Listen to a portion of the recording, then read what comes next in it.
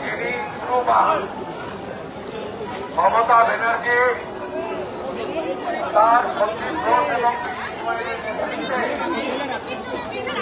আজীবন মেডিকেল কলেজে ডাক্তারগণকে ধর্ষণ করে খুন করে মমতার নেতৃত্বে তথ্য প্রমাণ লোপাট করা হয়েছিল। অবহার বাবা মা দুটি কর্মসূচি চালিয়েছিলেন। একটি ছিল সকালে রাখি বন্ধন করে 12টা থেকে নবান্ন অভিযান, এবং তারা এই কর্মসূচিকে অরাজনৈতিক রাখতে বলেছিলেন। সব রাজনৈতিক দলের কাছে, সংগঠনের কাছে আবেদন করলেও একমাত্র স্পষ্ট করে ভারতীয় জনতা পার্টির রাজ্য সভাপতি সুনীল ভট্টাচার্য পতাকা ছাড়া, রাজনৈতিক উদ্দেশ্য ছাড়া সমস্ত বিজেপি কর্মী সমর্থকদের যোগদান করতে অনুরোধ করেছিলেন। আজকে সাঁতরাগাছি পয়েন্টে অন্তত 15-20 হাজার মানুষ, যেহেতু সব বাস বন্ধ করে দিয়েছিল, রাস্তা বন্ধ করেছে, কেউ সড়ক পরিবহনে আসতে পারে, কেবলমাত্র রেলে এসেছে। একইভাবে হাওড়া স্টেশন থেকে বঙ্গবাসী কলেজ কয়েক হাজার মানুষের প্রতিবাদ মিছিল নবান্নর দিকে গেছে।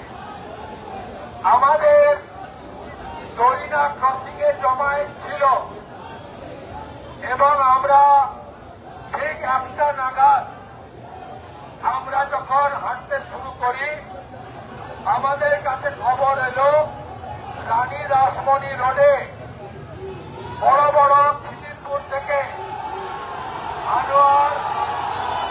আনোয়ার এবং অবিরাকে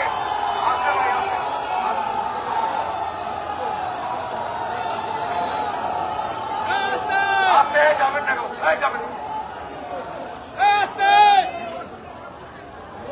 ওদের দিকে তাকাবেন না, ওগুলো রোহিঙ্গা আর বাংলাদেশি মুসলমান, ওগুলো তাকাবেন না। ও ইলেকশন কমিশন বুঝে নেবে, এর মতো তালিকাতেই খেলা হবে। আপনাদের বলি, রানী রাসমণি রোডে আমরা না গিয়ে বাস স্ট্রিট দিয়ে মিও রোড হয়ে আমরা ফোর্ট উইলিয়ামের কাছে ইরাদের বড় ব্যারিকেড করেছেন জানি, ওখানেও কন্টেনার আমাদের রাস্তা খুঁড়ে ইস্পাতের ব্যারিকেড ইত্যাদি করেছে। আমরা ওখানে গিয়ে ওই কন্টেনার টপকাতে পারতাম না, বসে পড়তাম, আবার বাবা বক্তব্য রাখত, শেষ হয়ে যেত কর্মসূচি। কিন্তু আস্তে আস্তে আস্তে ভাই আস্তে আস্তে আস্তে ভাই আস্তে নিয়ন্ত্রণে রাখবেন সবাই। ইগনোরিট, আমার কথা শোনো। আমরা এখানে এরা যা করেছে আমিও খেয়েছি। 6 মাস পরে মুখগুলো সব তুলে রাখুন, এরা জাতীয় পতাকা বাড়িয়েছে। হাইকোর্টে যাব, সুপ্রিম কোর্টে যাব, মনোজ বর্মা তার পুলিশকে দেশ করো না জাতীয় পতাকা পড়ো, বিচার হবে, বদলাও হবে। আমার মাকে মেরেছে, শাখা পলা ভেঙেছে, প্রাইভেট হসপিটালে অ্যাডমিটেড, 22 জন হসপিটালে, 100-র বেশি ইনজোর্ড। একটা লাঠির গা আমিও খেয়েছি। একাধিক এমএলএ, এক্স-এমপি, একাধিক আন্দোলনকারী মার খেয়েছেন, মার খেয়েও অনেকে এখানে এখনো আন্দোলনে আছেন। আমি এখান থেকে অভয়ের মাকে দেখতে যাব। এই আন্দোলন এখানে শেষ নয়, এই আন্দোলন চলবে। প্রায়োরিটি 1, অভয়ের মাকে দ্রুত সুস্থ করা। আমার মমতা আছে, আমি উৎসাহিত করেছিলাম তার বাবা মাকে এই আন্দোলন করার জন্য। প্রায়োরিটি 1 তাকে সুস্থ করা, প্রায়োরিটি 2 আক্রান্ত আন্দোলনকারীদেরকে চিকিৎসা এবং সুস্থ করানো, প্রায়োরিটি 3 আগামী দিনের আন্দোলনের কর্মসূচি নিয়ে অভয়ের বাবা এবং আমার সভাপতি শ্রমিক ভট্টাচার্যের সঙ্গে আলোচনা করা। এবং তারপরে যেটা আছে, মমতা পুলিশ, কলকাতা পুলিশ, মনোজ বার্মার যারা চটি চেটে মেরেছে আমাদের, তাদের বিরুদ্ধে ভারতীয় ন্যায় সংহিতা এবং সংবিধান অনুযায়ী আমাদের মা, আমাদের ভারত মাতা, আমাদের ন্যাশনাল ফ্ল্যাগ মারিয়েছে এরা। আমি ভিডিও দেখাচ্ছি, দেখুন কোথায় যাবে এরা, কে বাঁচাবে? কেউ বাঁচাবে না। ডালা রশিকে মমতা বাঁচায়নি, নারকেল ডাঙ্গা রশি জেলে কেউ বাঁচাবে না। জাতীয় পতাকা সুপ্রিম কোর্ট পর্যন্ত যাব এবং ছাড়ব না। শুধু আপনারা দেখতে থাকুন কিভাবে জাতীয় পতাকা মারিয়েছে। দেখুন, দেখো বিয়াদবরা, মমতার মারহান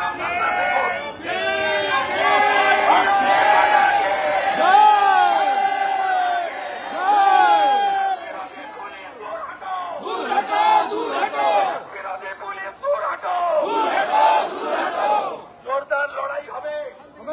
4টে বাজে আমি আন্দোলন অবস্থান ধর্ণা প্রত্যাহার করছি। কেন? তারা বাবা মার ডাকে সাড়া দেননি। আমরা জুনিয়র ডাক্তার ফ্রন্ট যাতে কালীঘাট অভিযান সফল করতে পারে, তার জন্য ওদের টাইম 4টায় আছে। আমরা শুভেচ্ছা জানিয়ে তাদেরকে, আপনারা যান, ব্যারিকেড ভাঙুন, আপনাদের সঙ্গেও আমরা সবাই আছি।